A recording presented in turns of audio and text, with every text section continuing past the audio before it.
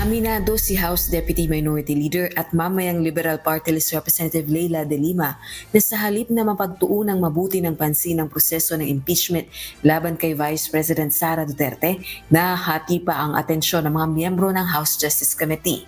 Ito ay dahil sa petisyong inihain ng kampo ng pangalawang Pangulo sa Korte Suprema na naglalayong ipatigil ang impeachment proceedings. Giit ng kongresista na endorser ng isa sa dalawang reklamong impeachment, ganito ang estratehiya ng kampo ni VP Duterte. So not necessarily unexpected dahil nga yun na yung nakikita nating track or tack nila na they will do everything that as may be available to them, mga supposed legal remedies available to them just to derail, delay, and altogether stop the impeachment proceedings. Yan na nga, ito ay distraction.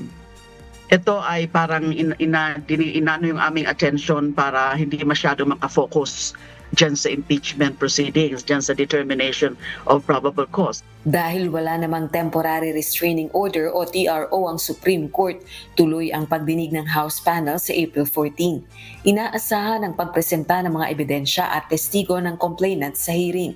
Umaasa rin si Representative De Lima na hindi papanigan ng Korte Suprema ang kampo ni VP Duterte.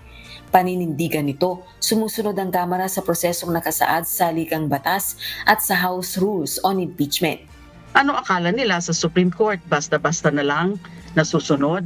Basta-basta na lang na gano'n na naman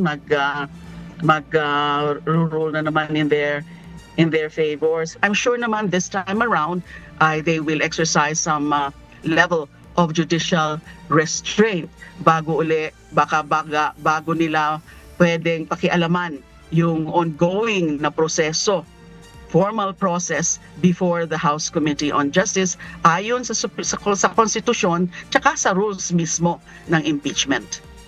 Binigyan ng Korte Suprema ang Kamara ng 10 araw para magkomento sa petisyong inihain laban sa impeachment proceedings. Rosa Licoz, humahataw sa balita ngayon.